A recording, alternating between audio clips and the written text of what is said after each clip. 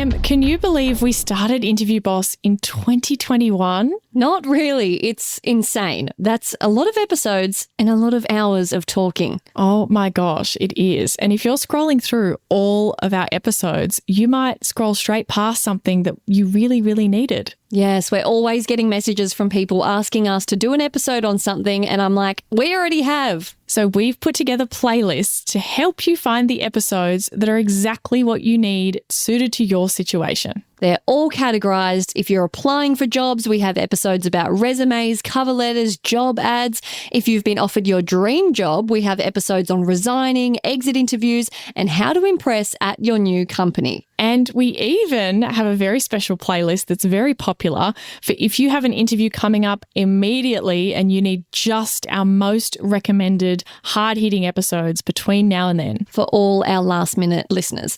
It's all there for you. You can browse by category and check out all the playlists at interviewboss.com.au/podcast.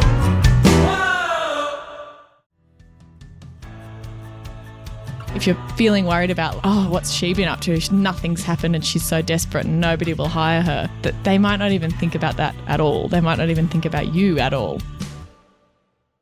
Hey everyone, and welcome back to Interview Boss. My name is Emma and I'm a radio journalist who's teamed up with my sister to give you advice, inspiration and support when you're looking for a new job. Sarah is a HR and recruitment professional, and together we're excited to give you all the tips, tricks and behind the scenes knowledge to help you in your career. Hey Em, and welcome back everyone. Who are we giving a big fat shoot your shot shout out to this week? To the lovely Camilla, who bought us 3 coffees, which is so kind, and I absolutely loved what she had to say. She said, "Hey, my favourite sisters, I'm an old listener and a great fan of people who help others. I'm a Brazilian living in Perth for the past 5 years and am trying to start my career here. I'd almost given up due to all the pressure from learning the language, then the cost of my master's fees, working every single second available in hospitality and cleaning, COVID, and being an international student. That is just so much for one person to handle. But then I saw a recommendation for your podcast and I binged all episodes and I'm still listening back to them. I always recommend them to others who are looking for jobs. I haven't scored my first job in the field yet, but I got 2 final interviews for the same week. Woohoo! In brackets, this is for Emma. She knows I love a woohoo. Sincerely, I was nauseous. It had been 7 years since my last one. I followed the script. I had your voice in my ears until I arrived at the building, in brackets, listen to this right before your interview, which is the title of the episode that we tell you to listen to. She's got the exact title too. She's got this memorized, but not at the elevator, as I didn't know if I needed to shoot my quick intro. Oh, I love that because that's from my story of running into the director, like walking into the building. I prepared like a boss. I smiled, clenched my butt, used STAR methods, what a good student, and took my notebook with my killer questions and some notes about the organisation and interviewers, in brackets, checked before on LinkedIn. I was planning to get a job first and then send a few coffees, but it's better to guarantee the good content coming. Thanks, Emma and Sarah. You're awesome. That is just so nice. She even used our catchphrase, which in our little snippet that plays, we say, if you keep us caffeinated, we'll keep the content coming. And she's even memorized that. I love you, Camilla. To be fair, we only said it once and then they get to hear it every single episode, right? So it's repetition. I love this because I love shouting out people who haven't had the big moment yet, but are doing all of the right things. She's landing interviews. She's doing all the prep, going in there. Her big moment is coming. 7 years since her last interview. How much easier is the next one going to be, knowing that it was only a few months ago that your last interview was? And I just want to do a quick note here. It sounds like she could really benefit from listening to a podcast that you did recently. Yeah, it's called Cache Australia, which is all about Latinos living in Australia. And I was a guest on their podcast and talked about kind of looking for jobs, doing all of that in another language, learning a new culture, having to work outside of your area of expertise, because even though your English is good enough for you to live here, it's a different thing for you to have English good enough to work in. So there's all of those challenges, or let alone study in as well. Can you imagine how hard it would be to study and do university level. No, I cannot. I barely survived university. Imagine referencing. Referencing is the bane of my existence in a language I've been speaking my whole life. Languages are not my thing. I find them so challenging. And I think that all of you out there who know multiple languages should be so proud of yourself, particularly if you're living in a country that's not your first language. So I cannot wait to see the update to this, Camilla. And you don't need to buy us more coffees to give us the update. Drop into our inbox. I can't wait to hear, and we'll give another update on the pod.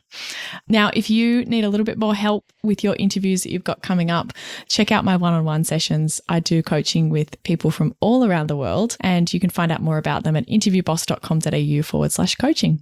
As always, if you liked one of our episodes, used a tip we sent you, or want to request an episode specifically on your situation, hit us up, because that is exactly what has happened for today's episode. So we got this question from Kiani. Now she said, "Hey ladies, I've been listening for a few weeks now, but have been looking for a new role for a few months. I've had a couple of positive chats with a few companies, but it doesn't seem to line up each time for varying different reasons. I'm wondering what your thoughts are on applying to the same companies a few months later and speaking to the same recruiters about different positions. I worry that the recruiters will be turned off by the fact that I'm still looking, as if that means other companies don't want me, so why should they? Also, I'm concerned about how it looks when I'm applying at the same company for a different job. Does that make the first attempt look insincere?" Now, a lot to unpack. So we thought, let's do an episode on applying at the same company. Yes. And there's also this extra bit of, it's been a few months, what will they think? But I think applying for multiple jobs at the same company is a really common situation. So we're kind of mostly tackling that, and we'll touch a little bit on the other part of it too. So we're kind of breaking it up into two parts. I think the first bit that we'll kind of get out of the way is that you're still looking. And here's what I would say to that. Looking for a new job, it's normal for that to take a couple of months. I always think about it this way. How many times throughout the year do you end up looking for a new job, right? It's like most years, no times you're not looking for any jobs. It's just a certain month, maybe, out of the whole year that you decide, I'm looking now. What percentage of jobs out there that are the job that you're looking for happen to be open coincidentally at that exact month that you happen to be looking? Timing is everything. You need to wait for the jobs to pop up that you want. Yes. And this is often why the advice, it's another reason why it's helpful to apply for things while you're still at a job if you can, because it allows you to wait longer for more stuff to come up that might be more exciting. Because again, there's a big coincidence there of you're waiting for the job that you want that's really great for you to be popping up at the exact same time as you happen to be looking. So it's normal for it to take a little while.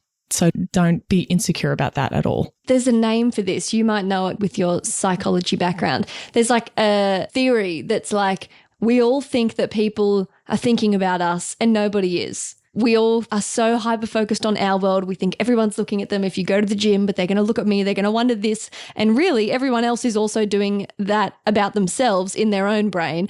And so we often overestimate how much people are paying attention to what we're doing. And so you say that you're so worried that they, might think it's sus that, this name's popped up 100 times.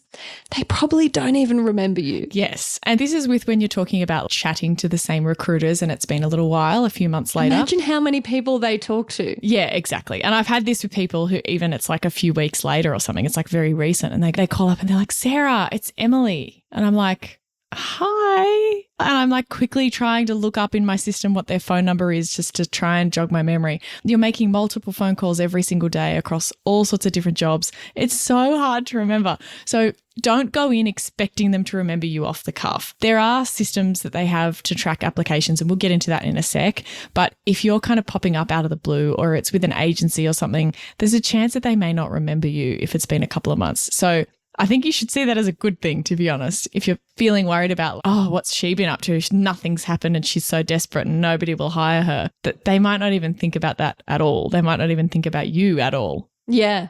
Not to be insulting, as in you're not important, but people just have a lot going on and it's more likely that they aren't going to remember you.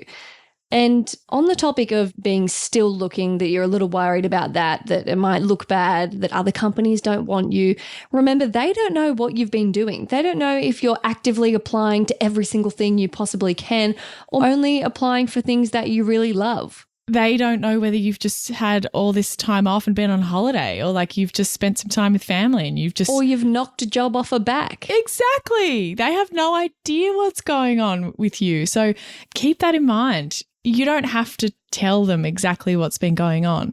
Oh, well, look, I've been applying for some stuff, but the right thing really hasn't come up. Great. That's true. The right thing hasn't come up. You don't have to say, oh, I've done this many applications and nothing's gone through. If they were an agency recruiter working directly with you, you could be a little bit more honest with them. We've talked about that before. But if they're for the company, you don't need to tell them that stuff at all. No. And it's also so normal for someone to be an incredible candidate, but they've been on the market for a while. It's easy for resumes to get overlooked, timing to not line up. Like, recruiters understand that there isn't necessarily a reason you haven't found something. There's not this big looming cross against your name. I was kind of thinking about it like this. Like, imagine you opened up a role and you had all these people apply for it. And one of them was someone that you spoke to a few months ago for a slightly different role, but still in the same area. And you went, oh, that's right. That person must be still kind of looking. Imagine that you thought that they were the perfect candidate for this role based on what you know about them and you talked to them before and all that kind of stuff. But you were like, oh, well, she's gone a bit stale because she hasn't found anything. That's such a stupid reason to not hire someone. You guys have to remember when you're thinking about this stuff. A recruiter's job is to hire the best person for the role. They want to do a good job at that. And a company and a hiring manager wants to hire a really good person. They are only going to not choose you for a reason that makes sense for them. And you having not found anything doesn't mean anything. You having been like cagey about references and not sure why you left the last role, all those things, sure, makes sense. You not being clear about what you want and being a bit unsure and they think that you might leave, that makes sense for them to be worried about that. Do you see how that kind of adds up? You not having found anything does not translate to any kind of a worry. Hey, Interview Boss listeners, if the podcast just isn't doing it for you and you need way more help to prep for your next interview, we have the perfect thing for you. Interview Academy. Em, tell us all about it. This is huge. This is the love child of Sarah after doing hundreds of one-on-one coaching sessions, finding out what people struggle with the most, common mistakes. Sarah has created the ultimate course that you can do in your own time, self-paced, heaps of modules, videos, interactive quizzes, a workbook that will become your Bible by the end that you can take with you into your interview, because if you're a long-time listener, you know that we endorse taking notes into your interview. It's a game changer. Check out more about it at interviewboss.com.au/interview academy.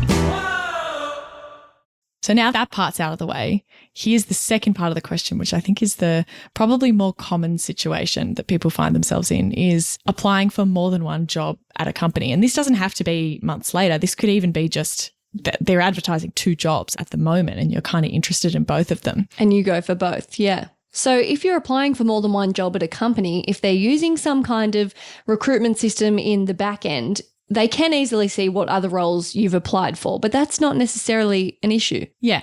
And I don't want you to think of this as some evil thing. It's literally just a tracking system that just keeps notes on people. Because what happens is we interview someone and then 6 months, 12 months later even, they apply for maybe the same job, maybe a different job, and nobody can remember what happened over a year ago. You need to look at your notes to be like, who interviewed them? Oh, they said that they didn't have enough experience in XYZ. Oh, turns out that's what they've been doing the past few months. Like, you're able to go back and use that information. Otherwise, you're interacting with everyone brand new every single time. And also, it's not what you would expect on the candidate side either. Like, you would expect that if you've interviewed with a company in the last few years, you would expect for them to have some kind of a record of that. And if there's no system, then they can't. So they can see the past history that you've had applying in that recruitment system easily. And there are plenty of times where a candidate doesn't work out, but only because of timing. Totally. We've talked about the backup candidate. We have an episode about being the backup selection and where they've said, we want you to apply again in the future. There might be another role that comes up. They don't have to say that stuff. And sometimes they can think you're great, end up hiring someone else, but then they don't remember your name and your details to get back in touch when something comes up. They're focused on just hiring again. They've forgotten about you. But if you apply again, that can be the perfect way to pop back up on the radar and be like, oh, that's right. We really liked Emma last time. Let's get her back in. The key message here is shoot your shot and reach out again. Imagine not putting your hat in the ring purely because you're worried that it might look silly that you've applied a couple of times. No, obviously you're applying because you love this company and it's aligned for you and it makes perfect sense. If anything, to me, it makes more sense that somebody would apply multiple times to the same company because clearly it aligns perfectly for them. Yeah. Well, here's the thing. I've just thought of it like this. You have two options. If you're like, oh, I'm worried, should I apply? Should I not apply? Well, if you don't apply, then you won't get the job, right? If you do apply, you don't know how they're going to interpret it, right? I can't guarantee how they're going to think about that. Maybe they're weird and they do think, oh, she's applied for 2 jobs. Well, if they think that, then you also won't get the job, but you don't lose anything in that environment. The upside is that they don't care that you've applied multiple times and they go through the process and interview you and you've got a shot at getting the job. So when you look at it like that, I can't see why you wouldn't really. No, there's literally nothing to use and don't be put off by that. So there are a few situations where it might be a bit of a turn off potentially. For an employer to see multiple applications, yeah. And I want to be clear about these are just signs. These are just bits of info that tell us something and you have to interpret it with the whole rest of the person's profile or the background that they're coming from. So I'm going to tell you the scenario and I'm going to see what you think. You're in a recruiter job. You've never done this before. You have to decide what you think your reaction would be. So let's say you've got a candidate who's applying for every role that we have listed. And so when you open their profile, there's 10 plus applications from the last week and it's across different job titles, different locations, different seniority levels, but it's all of them. They haven't left any off that they've applied for. Do they tweak the application and cover letter or is it the same? No. Okay. No. So they're coming in 1 minute after each other. What would that tell you about that candidate? I would think they're really desperate and they really just want any job and they don't care what it is. If they were more aligned, I'd be like, okay, but if it's a truck driver, but customer service, but marketing, that would just tell me, yeah, they're just really desperate. Also, maybe it would annoy me a little bit that they aren't properly reading the job or understanding what the criteria even is. They're just clearly spraying and praying. What's that saying? And stuff that maybe even is completely different locations or like that you would need a specific qualification for. You're just getting the sense that there is absolutely no care and attention here to what the person is applying for. So depending on what their resume and application looks like, they might be really good for one of those types of roles and you might want to talk to them about it. But if their experience doesn't really align to any of them and you can see they're just applying for all of them, you don't even know what they want. You can't even talk to them about, oh, I can see you've done a little bit of this and you're applying for these things. Like, is there some skills you have there? They probably won't even remember what job it is when you call them up. Exactly. They'll be like, what was this? Exactly. And it is a bit annoying because, to be honest, when you're going through applications for a job and there's like 100 applications, I guarantee you that at least half of them will be completely irrelevant applications where person doesn't have any background in that area, any skills, anything. I don't mean like they're junior. It's a completely different area that they're applying for. There's no cover letter, no context, nothing. They're just clicking things and applying for stuff that's not suited to them. But I'm confident anyone listening to this podcast would not be doing that. I know, right? I know, but I'm just giving context on like why this is a thing. It takes up time. All those applications take time to look at and deal with. And it makes recruiters time poor and less likely to see the decent applications. So they're hurting everyone. The job boards as well that make it really easy to like one click apply. You can apply for 100 jobs in 60 seconds. That's nuts. And it shouldn't exist that way really, but that's the environment that we're in. And all of that has created lots of irrelevant applications. So there is a part of that that's like, oh, you're making my job a lot harder because you're making me work out which one suits you rather than you working that out. So, Em, I have another scenario for you. in this scenario, the candidate hasn't applied for everything and there's not heaps of job applications, but there's 3 or 4 over the span of a couple of months, but they're really different to each other. So one's in marketing, one is a customer service person, one's a really senior executive role, one's entry level. They're just quite varied across the business. What would your reaction be? So obviously it's a good green flag that they're not applying for absolutely everything, but the fact they're random is just confusing. So I would hope that they are explaining it in their cover letter or giving me some kind of clue so that I'm not just wondering what their deal is. Yeah. The thing that would change the way that you'd perceive this is based on their background. Maybe they do actually have, like, they worked in marketing and also now they're in customer service. And you're like, oh, that kind of makes sense that you're applying for both of those areas. So the context is really important. And I think for our questioner, Kiani, what I would say to her is, like, she talked about, does it make the first one look insincere? As long as there's some kind of alignment on what you're looking for, if that makes sense. Like, a few weeks back, we talked about an interview that I'd had with a candidate going for an HR role, and they had a law background and they graduated with a double degree in law and HR, but they'd worked in law. So they'd kind of made all their choices towards law, and now they were saying they wanted to switch. If you sat in the call with the recruiter and said, oh, I'm really passionate about law, that's where I want to go, and then now you've applied for this other thing in a different area and you're talking to the same recruiter about, oh, actually, I now want to go in this direction, that could be hard to swing. But if they're in a similar area and they're just different parts of your experience, or it's a company you really want to work for and you're not sure exactly in what context yet, or your experience fits both, it's fine. Do not worry about that stuff. And just convey that in the interview. Yeah, and maybe you aren't really sure where you want to go, but just don't pretend that you are and then apply for something else. Don't go hard for one story. Exactly. That's right. It comes back again to, in your tell me about yourself, you shouldn't be making up what you think they want to hear. Oh, I've always wanted to do this, because then you go and apply for something else and it's not what you always wanted to do and you have to somehow gets work. Messy. Yeah. That's why if it's true that you're not sure and you're still exploring, great. Say that as part of what you're looking for. I'm not sure exactly what I want to do with my career, but I love the sound of this job and your company, which is why I've applied. And I'd love, we've spoken before, which of these areas suits me best, I'm not really sure. I've had some of these conversations with candidates really recently, actually. We had 2 jobs advertised that were kind of a similar skill set. They're in really different areas, but you can imagine how someone who'd had experience in construction and was at a senior level could maybe do either of these roles, depending on what they were looking for. And so some people did apply for both. And then when I spoke to them, I said, I'm happy to talk to you about both of these roles and we'll work out which one you are more interested in or maybe what fits more. And so I was able to tell them about both of them and say, well, by what you're saying that you're looking for, I think this role suits you best. What do you think? And that's so helpful. Honesty is the best policy. And they were able to go, yeah, actually, now that I've heard more about it, yeah, I think you're right. If they had have gone in guns blazing, sticking to a story that one was their dead set passion, and then they get in and didn't love it, it would just be weird.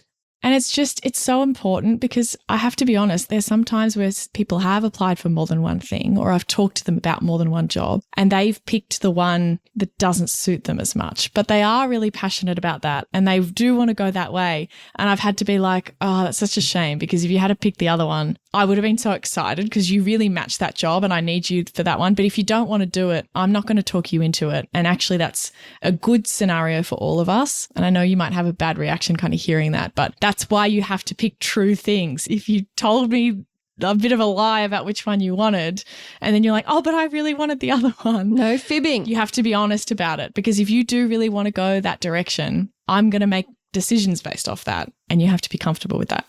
Perfect. So take home message, if it makes sense, go for it. Don't not throw your hat in the ring just because of a potential that they might have a thought about it. Exactly. Seriously.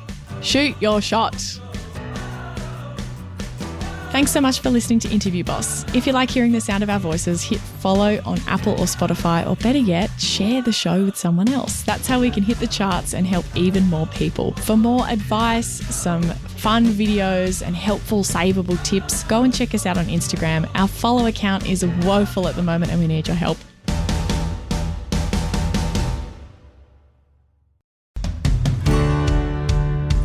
If we've been your job search besties and helped you in some way, there's a cool way you can support the show. Shout us a virtual coffee. We get a huge kick out of reading all of your success stories. Head to buymeacoffee.com/interviewboss and shout us a cuppa. If you keep us caffeinated, we can keep the content coming.